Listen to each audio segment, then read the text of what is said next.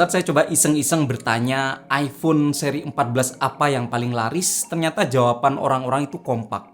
Ini, iPhone 14 Pro Max. Saya sempat tanya pegawai iBox, pegawai Digimap, Erafone juga. Bahkan saya sempat tanya ke toko casing langganan saya di Unicase, itu juga mereka mengatakan bahwa iPhone 14 Pro Max ini adalah tipe yang paling laris. Orang paling banyak nanya tipe ini dan stoknya juga nggak tahu sampai kapan bakal ready lagi. Kemudian saat saya tanyakan ke Apple Store yang ada di Singapura, jawabannya juga sama. Pada saat kita mau beli iPhone 14 Pro Max di sana, kita nggak bisa beli langsung secara offline. Diarahkan untuk membeli online, itu pun untung-untungan, kadang ready, kadang enggak. Dari situ juga sudah membuktikan bahwa iPhone 14 Pro Max ini sudah jelas ini adalah iPhone paling laris untuk tahun 2022. Kesimpulan asal saya, mungkin orang-orang yang pengen upgrade itu nggak pengen tanggung-tanggung. Mereka langsung aja sekalian beli handphone yang paling kencang, paling besar, paling istimewa, paling spesial untuk iPhone 14 seri ini. Tapi mungkin di video kali ini saya akan bahas secara detail atau saya akan telaah satu persatu alasan-alasan kenapa kira-kira iPhone 14 Pro Max ini menjadi iPhone paling laris untuk saat ini. Sekaligus mungkin video ini bisa jadi panduan juga buat teman-teman yang kepikiran untuk beli iPhone 14 Pro Max tapi barangnya belum ada, mungkin bisa sabar nanti sekitar bulan Januari Februari. Alasan pertama menurut saya adalah sektor layar. Menurut saya ini adalah poin penting karena ini adalah poin yang bakal membuat pengguna itu betah menggunakannya. Masuk akal karena Apple totalitas banget untuk urusan layar menurut saya. Secara ukuran, handphone ini memiliki ukuran layar 6,7 inch, paling besar di antara semua iPhone yang ada di seri 14. Walaupun 14 Plus juga, cuma ada beberapa poin yang akan kita temukan di 14 Pro Max tapi tidak ada di 14 Plus. Ukuran layar segini membuat pengguna layaknya memiliki kanvas layar yang cukup besar untuk digunakan apapun. Saya sendiri saat pertama kali menggunakannya langsung kerasa bingung. Ini kenapa layarnya enak banget? Setelah saya perhatikan, kayaknya ini hasil perpaduan berbagai fitur yang ada pada iPhone 14 Pro Max. Mungkin yang pertama adalah perpaduan layar adaptive refresh rate 120Hz atau Apple menyebutnya ProMotion Display. Lalu kecerahan layar yang bisa sampai 2000 nits. Dan yang ketiga adalah penggunaan OLED display. Plus HDR display, What Color P3, 2 juta banding 1 kontras ratio, dan macam-macam lagi. Intinya layar handphone ini kerasa enak banget. Saat saya gunakan outdoor juga, kerasa kecerahannya itu juga maksimal. Nggak sampai kayak ngerasa berbayang atau shadowing atau bikin nggak kelihatan saat kita gunakan outdoor. Bener-bener jelas.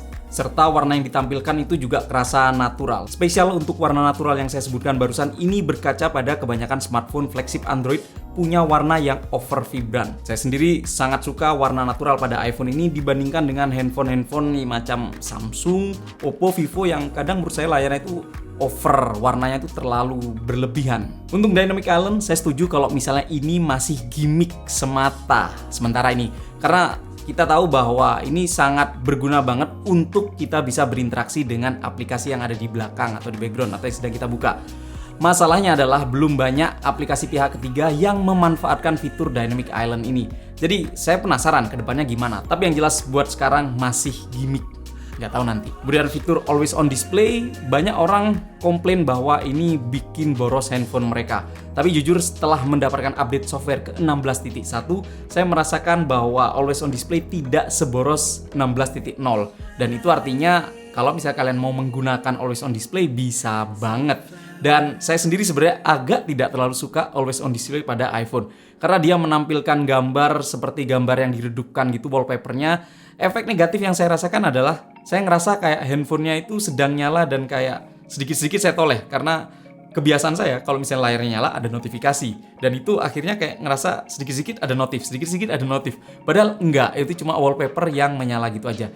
Tapi untungnya di iOS 16.2 nanti akan ada update software di mana kita bisa mematikan wallpapernya itu benar-benar hanya background hitam gitu aja dan cuma ditampilin jamnya aja. So kita tunggu aja. Kemudian poin kedua menurut saya adalah dari sisi desain. Ya, secara bobot HP ini memang yang terberat dibanding tipe yang lain yaitu 240 gram. Tapi menurut saya penyebaran titik berat handphone ini sangat pas sehingga di tangan mantap banget pas dipakai. Apa sih yang dimaksud titik berat? Pada saat saya gunakan seperti ini handphonenya, ini masih kerasa stabil. Ini mengaca pada saat saya menggunakan dulu handphone Xiaomi Mi 11 Ultra, itu adalah handphone flagship dari Xiaomi, di mana punya titik berat pada bagian atas atau bagian bump kameranya. Efek negatifnya pada saat saya menggunakan handphone itu adalah pada saat saya gunakan gini, ini kerasa lebih berat. Ini jadi kayak beratnya itu kerasa di bagian atas saja dan punya potensi untuk gampang jatuh. Sedangkan iPhone 14 Pro Max ini bener-bener sudah dipikirkan banget titik balance dari bobot handphone ini. Apakah saya lebay? Silakan bebas beropini, tapi menurut saya buat brand yang memang peduli pada user experience harusnya memang memperhatikan hal-hal seperti ini. Secara bahan sebenarnya nggak terlalu banyak perubahan. Bagian belakang masih kaca dengan finishing matte, serta masih memiliki magnet dengan bentuk melingkar atau biasa disebut dengan MagSafe. Bagian depan masih menggunakan ceramic seal, sebuah kaca pelindung custom yang dipesan khusus Apple ke perusahaan pembuat kaca pelindung yaitu Corning. Tapi jujur saya sendiri nggak pernah pede menggunakan iPhone tanpa pelindung layar. Saya pasti menggunakan pelindung layar atau tempered glass. Tahun-tahun lalu saya biasanya pakai punya Spigen, tapi tahun ini saya bosen, saya pingin ganti yang lain. Akhirnya saya coba punya Ringke dan menurut saya oke-oke aja, harganya juga lebih terjangkau.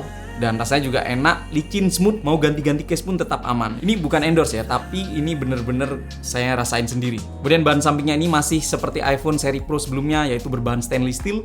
Bahan ini sangat durable, kokoh menopang bagian dalam dari iPhone-nya. Tapi karena berfinishing glossy begini, mudah sekali menempel minyak dan sidik jari tangan kita. Dan kalau misalnya kalian sayang banget dengan tampilan cantik, elegan dari iPhone 14 Pro Max ini, saya sarankan selain kalian menggunakan tempered glass, silakan pakai juga casing yang stylish, yang fashion, yang juga mampu menjaga fisik dari handphone kalian ini. Salah satunya sponsor dari video kali ini yaitu Casetify. Ya, ini adalah casing sejuta selebritis internasional, tapi bukan tanpa alasan, karena casing handphone ini super tahan banting. Oh wait, sebelum saya lakukan drop test, saya akan sharing dulu bagaimana proses unboxing dari paketannya ini.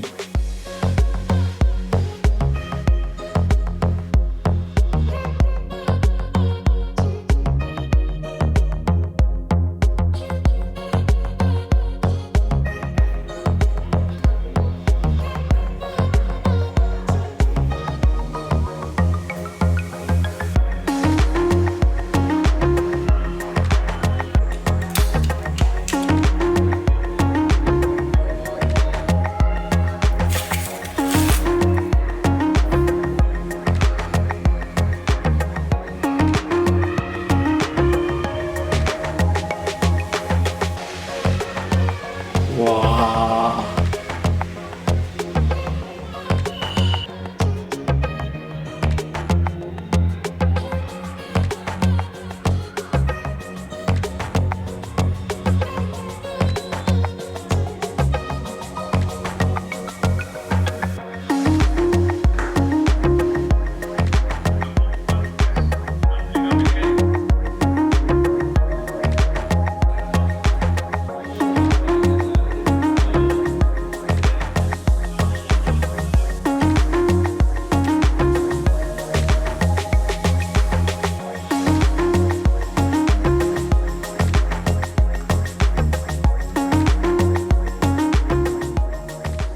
Well, saya memesan 4 case sekaligus kali ini, serta beberapa pelengkap seperti tempered glass, strap card, lens protector, serta sebuah utility strap. Overall, Casetify punya 3 varian case, yaitu impact case, ultra impact case, dan bounce case, di mana ketiganya ini sudah military grade. Proteksi yang diberikan juga sangat maksimal, di mana untuk varian Impact, Casetify punya teknologi yang sudah dipatenkan bernama Twister Design atau lebih mudah dikenal sebagai Eco Shock, dengan peningkatan proteksi sekitar 20% dibanding generasi sebelumnya. Sedangkan untuk Ultra Impact Case ada tambahan bantalan pada bagian ujungnya. Serta pada bagian bounce case, selain ekstra tambahan lagi di ujungnya, terdapat juga backplate yang bertugas untuk memberikan perlindungan ekstra ke iPhone kita. Dan bisa kalian lihat juga kalau casing-casing dari Casetify ini kompatibel dengan MagSafe. Oke, cukup tentang penjelasan teorinya. Sekarang waktunya kita drop test.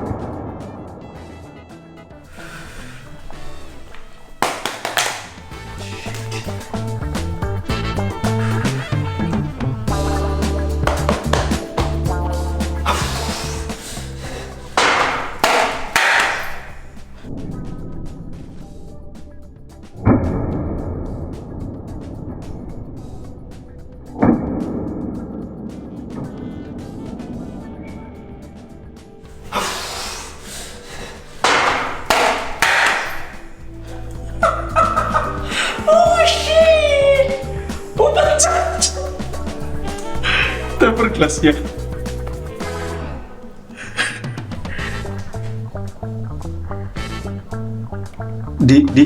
Diterusin tempered glassnya jadi lepas ya.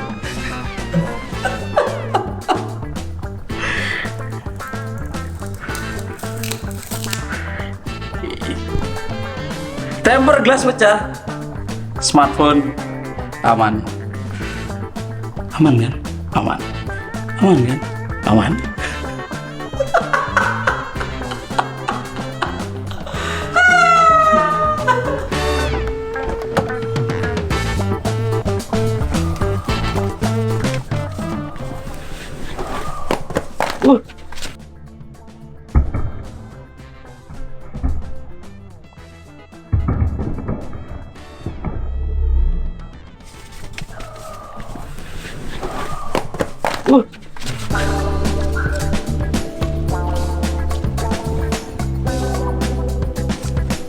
Okay.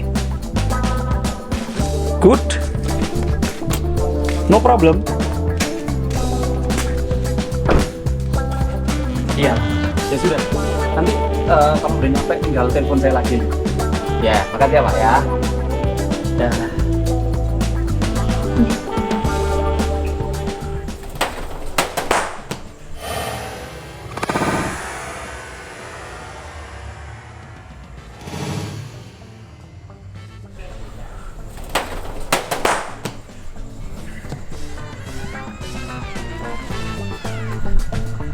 Aman. Oh, sorry.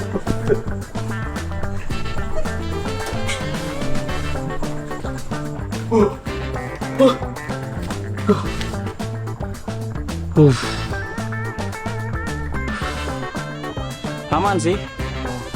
Untung casingnya pakai yang ultra impact.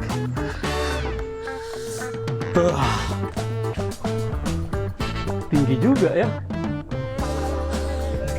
Oke.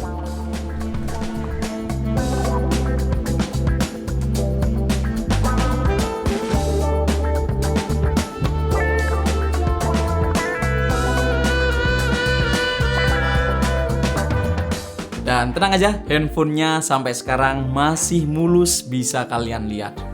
Dan yang membuat casing-casing Casetify ini keren menurut saya adalah banyaknya pilihan opsi desain bagian belakangnya. Baik desain original print dari Casetify maupun kerjasama dengan para artis atau seniman. Dan satu lagi, yaitu tentu saja kita bisa mengcustom case yang kita mau. Contohnya nih, ada tulisan namanya Ibro, yay! Dan custom case ini bisa kita gunakan baik bahan impact, ultra impact maupun bounce case. Dan kalau misalnya kalian tertarik, silahkan klik link yang ada di deskripsi atau yang ada di sini. Karena kalau misalnya kalian menggunakan kode saya ini akan mendapatkan diskon 15%. Lumayan kan? Oke, kembali lagi ke alasan orang membeli iPhone 14 Pro Max yang menurut saya ini juga banyak juga. Yaitu alasan dijadikan sebagai alat pembuat konten untuk para konten kreator. Ini tools para konten kreator. Ya, baik sebagai alat perekam maupun alat editing sampai posting. Hal ini masuk akal menurut saya, mengingat kemampuan perekaman video maupun kameranya nggak perlu diragukan lagi. Untuk detail fitur kameranya mungkin kalian bisa klik link yang ada di sini. Saya sempat bahas secara detail bagaimana performa kamera maupun video maupun foto dari iPhone 14 Pro. Silahkan klik link yang ada di sini. Ada satu catatan kalau misalnya kalian benar-benar ingin menjadikan handphone ini sebagai alat perekam untuk kebutuhan konten kreator. Pastikan kalian membeli storage minimal 256 GB. Karena kalau misalnya kalian membeli varian 128 GB, kalian akan kehilangan satu fitur ini. Kalian tidak bisa merekam video Pro RAW 4K 30 fps. Hanya terbatas pada 1080p 30 fps aja. Ya, jadi kalau misalnya kalian mau merekam video ini secara mentahan ya, saya sarankan yang 256 minimal. Sebagai kesimpulan, mungkin saya bisa memberikan beberapa kalimat buat teman-teman di sini. Banyak reviewer di luar mengatakan bahwa iPhone 14 Pro Max ini adalah handphone yang nggak layak untuk di-upgrade. Tapi kenyataan di lapangan atau fakta di lapangan berkata lain. Ini adalah handphone paling laris di tahun 2022, iPhone 14 series paling laris di dunia saat ini. Sebuah fakta bahwa kita masih agak kesusahan untuk mendapatkan iPhone 14 Pro Max ini, baik di Indonesia, di iBox, di Gmap, Erafone, atau di Apple Store Singapura. Saran saya cuma satu. Sabar. Karena daripada kalian mengeluarkan uang lebih dengan cara membeli ke para reseller, saya masih menyarankan kalian bersabar, tunggu mungkin sekitar Januari-Februari.